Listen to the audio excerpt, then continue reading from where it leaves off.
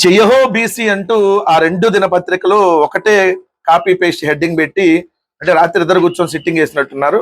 So Jai Ho BC అని ఇద్దరు heading పెట్టారు, ఈనాడు ఆంధ్రజ్యోతి. పెట్టి స్థానిక సంస్థల ఎన్నికల్లో వెనకబడిన వర్గాలకు 34% రిజర్వేషన్లు ఇస్తా ఉన్నాడు చంద్రబాబు నాయుడు గారు అంటూ ఏదైతే వాళ్ళు పెట్టి ప్రమోట్ చేసుకుంటున్నటువంటిది చూస్తే, ఎలా మరొకసారి బీసీలను వెన్నుపోటు పొడవబోతా ఉంది తెలుగుదేశం పార్టీ అనేది దీన్ని చూస్తేనే మనకు క్లియర్ గా అర్థమైంది. ఎందుకు అర్థమైంది? ఈ బీసీలకు సంబంధించిన దాంట్లో చంద్రబాబు నాయుడు గారు బిర్రు ప్రతాప్ రెడ్డి అనేటటువంటి తెలుగుదేశం పార్టీ నాయకుడితో కోర్టులో కేసు వేయించి బీసీల రిజర్వేషన్లు తగ్గించినటువంటి దుర్మార్గమైనటువంటి వ్యక్తి చంద్రబాబు నాయుడు గారు. జగన్మోహన్ రెడ్డి గారు ముఖ్యమంత్రిగా ఉండగా స్థానిక సంస్థల ఎన్నికల్లో బీసీలకు 34% రిజర్వేషన్లు కల్పిస్తూ 28/12/2019 జీఓఎంఎస్ నెంబర్ 176 తీసుకొని వచ్చి బీసీలకి 34% రిజర్వేషన్లు ఉండాలి, అదేవిధంగా ఎస్సీలకు 15%, ఎస్టీలకు 6%, మొత్తంగా ఏదైతే 58.95% రిజర్వేషన్లు ఉండాలని చెప్పి ఎస్సీ ఎస్టీ బీసీ మైనార్టీలు అందరికి కలిపి రిజర్వేషన్లు 58.95 అంటే దాదాపుగా 59% రిజర్వేషన్లు స్థానిక సంస్థల ఎన్నికల్లో ఉండాలని చెప్పి జగన్మోహన్ రెడ్డి గారు జీవోని తీసుకొని వస్తే, చంద్రబాబు నాయుడు గారు వాళ్ళ సంబంధించినటువంటి మనిషి బిర్రు ప్రతాప్ రెడ్డితో కోర్టులో కేసు వేయించాడు. ఈ బిర్రు ప్రతాప్ రెడ్డి 2014-19లో చంద్రబాబు నాయుడు గారి గవర్నమెంట్ లో AP employment guarantee council member గా చంద్రబాబు నాయుడు గారు నామినేట్ చేశాడు ఈ వ్యక్తిని. సో ఇప్పుడు చెప్పండి, బీసీల ద్రోహి ఎవరు? బీసీలని మరొకసారి వెన్నుపోటు పొడుస్తున్నటువంటి వెన్నుపోటు పార్టీ అధ్యక్షుడిగా చంద్రబాబు నాయుడు గారు మోసం చేశాడు అనేది క్లియర్ గా అర్థం కావట్లేదా? మళ్ళీ ఇప్పుడు ఒక మాయా ప్రపంచంలోకి బీసీలను తీసుకెళ్లేటటువంటి ఆలోచన చేసి మళ్ళీ ఇప్పుడు కోర్టులో కేసు వేయించేదే చంద్రబాబు నాయుడు గారు. ఎందుకంటే సుప్రీంకోర్టు 50% రిజర్వేషన్లు దాటొద్దంది కాబట్టి ఏదైతే చంద్రబాబు నాయుడు గారే వాళ్ళ మనుషులతో కేసు వేపిస్తాడు. ఈ 50% ఉండాలైతే 50% కంటే ఎక్కువ ఇచ్చేస్తా కూటమి ప్రభుత్వం నిర్ణయం తీసుకుందని చెప్పి కోర్టులకి ఈయన పంపించేస్తాడు. పంపించేసి వాళ్ళకి మళ్ళీ ఆ 29%కే పరిమితం చేస్తాడు. నిజంగా చంద్రబాబు నాయుడు గారు మీకు చిత్తశుద్ధి ఉంటే బీసీల మీద మీరు చేయాల్సిందేంటి? మేము వైఎస్ఆర్ కాంగ్రెస్ పార్టీ అసెంబ్లీలో 2019-24 మధ్య వైఎస్ఆర్ కాంగ్రెస్ పార్టీ అసెంబ్లీలో ఒక చట్టాన్ని తీసుకొని వచ్చింది.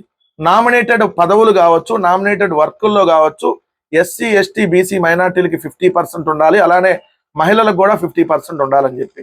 మరి మీరు దాన్ని ఎందుకు ఇప్పుడు అమలు చేయట్లేదు? మేము అమలు చేసిన దాన్ని. Point number 1. రెండోది, ఆ రోజు సుప్రీంకోర్టు, ఆ రోజు కోర్టు ఏదైతే ఈ రిజర్వేషన్లని రద్దు చేసిన, అంటే రిజర్వేషన్లని అన్న 59% ఉండడానికి వీల్లేదని చెప్పి ఏదైతే కోర్టు దాన్ని కొట్టేసిన వైఎస్ఆర్ కాంగ్రెస్ పార్టీ మాత్రం ఆ రిజర్వేషన్లను బీసీ సామాజిక వర్గానికి కల్పించింది. ఏది దీంతో చట్టంతో సంబంధం లేకుండా, జీవోలతో సంబంధం లేకుండా ఏదైతే ఎంపీపీల్లో కానీ, జెడ్పీటీసీలో కానీ, జెడ్పీ చైర్మన్లో కానీ, సర్పంచుల్లో కానీ, మేయర్లో కానీ వీళ్ళందరిలోకి బీసీలకి 34% కంటే ఎక్కువ, 34 నుంచి దాదాపుగా 60% ఇచ్చిన, 69% ఇచ్చినటువంటి చరిత్ర వైఎస్ఆర్ కాంగ్రెస్ పార్టీది, జగన్మోహన్ రెడ్డి గారిది. ఈరోజు లోక్సభలో 2019 అప్పుడు చూసుకుంటే ఏదైతే 25 లోక్సభ పార్లమెంట్ స్థానాలకు సంబంధించి 11 మందికి బీసీలకు ఇచ్చింది. అంటే లోక్సభలో 25 సీట్లకు 11 బీసీలకు ఇచ్చాం, అంటే 44%. రాజ్యసభలో 11 స్థానాలకి 4 బీసీలకు ఇచ్చాం, 36%. ఎమ్మెల్సీల్లో 58కి 28 బీసీలకు ఇచ్చాం, అంటే 48% బీసీలకు ఇచ్చాం. మేయర్లో 13కి 9 బీసీలకు ఇచ్చాం, అంటే 69%. జిల్లా పరిషత్ చైర్మన్లు 13 ఉంటే 6 బీసీలకు ఇచ్చాం, అంటే 46%. ఎంపీపీలు 636 ఉంటే 239 ఇచ్చాం, బీసీలకి 38%. మున్సిపల్ చైర్పర్సన్లు 84 మంది ఉంటే 44 మంది బీసీలకు ఇచ్చాం, 53%. వ్యవసాయ మార్కెట్ కమిటీ చైర్పర్సన్లు 196 ఉంటే 76 ఇచ్చాం, 39% ఇచ్చినట్టు. ఇతర కార్పొరేషన్ చైర్పర్సన్లు 137 ఉంటే 53 బీసీలకు ఇచ్చి 39%. బీసీలకు ఎన్నడూ లేని విధంగా 56 కార్పొరేషన్లని ఏర్పాటు చేశాం. అదేవిధంగా జెడ్పీటీసీ 639 ఉంటే 215 బీసీ సామాజిక వర్గానికి ఇచ్చాం, అంటే 34%. ఎంపీటీసీలు 8298 ఉంటే 2791, అంటే 34% ఎంపీటీసీలని బీసీలకు ఇచ్చాం. సర్పంచులు 10,340కి 3,985 బీసీ సామాజిక వర్గం, అంటే 39%. ఇప్పుడు చెప్పండి, బీసీలకి 34% నుంచి 69% దాకా పదవులు ఇచ్చినటువంటి గొప్ప మనసున్నటువంటి బీసీలను హక్కును చేర్చుకున్నటువంటి గొప్ప నాయకుడు జగన్మోహన్ రెడ్డి గారు ఏదైతే బీసీల పార్టీగా వైఎస్ఆర్ కాంగ్రెస్ పార్టీ హక్కును చేర్చుకుంది బీసీలు అనేది ఇక్కడ క్లియర్ గా అర్థం కావట్లేదా? ఇప్పుడు చంద్రబాబు నాయుడు గారు మీరు మరి ఇప్పుడు ఎందుకు మీ నామినేటెడ్ పదవుల్లో 50% బీసీ ఎస్సీ ఎస్టీ మైనార్టీలకు ఇవ్వలేదు, 50% లో అదే 34% మరి ఇప్పుడు నామినేటెడ్ పదవుల్లో ఎందుకు ఇవ్వలేదు? సో మీరు దీనికి సమాధానం చెప్పాలి. మొన్నే కదా మీరు ఇది అనౌన్స్ చేసి ఏదైతే మహిళలకు కూడా ఇస్తామని చెప్పి అది కూడా రాజ్యసభలో ఎగ్గొట్టినటువంటి పరిస్థితి. ఇంకా మీరు తెచ్చేటటువంటి చట్టాలో లేదంటే ఇంకోటో మళ్ళీ మీరే కోర్టులో కేసు వేయించి మరొకసారి బీసీలకి మరోసారి వెన్నుపోటు పడబోతా ఉన్నాడు చంద్రబాబు నాయుడు గారు అనేది స్పష్టంగా అర్థమవుతుంది.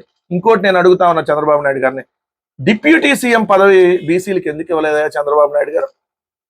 వైఎస్ఆర్ కాంగ్రెస్ పార్టీ బీసీలకు కూడా డిప్యూటీ సీఎం ఇచ్చింది కదా. అంటే డిప్యూటీ సీఎంగా మీ కూటమి ప్రభుత్వంలో బీసీలు పనికిరారా? మరి దమ్ముంటే ఇంకో డిప్యూటీ సీఎం అని బీసీకి ఏర్పాటు చేయండి. మీకు నిజంగా బీసీల మీద చిత్తశుద్ధి ఉంటే మీకు కానీ మీ కూటమి ప్రభుత్వానికి కానీ చెప్పండి. లేదా పవన్ కళ్యాణ్ అడ్డుకుంటున్నాడంటే చెప్పండి, అదే ఓపెన్ గా చెప్పండి. ఏం డిప్యూటీ సీఎంకి బీసీలు పనికిరారా? సో బీసీలని ఏదైతే వాడుకొని వదిలేసింది తెలుగుదేశం పార్టీ, బీసీలని హక్కును చేర్చుకుంది వైఎస్ఆర్ కాంగ్రెస్ పార్టీ అనేది మాత్రం మరోసారి స్పష్టమైంది.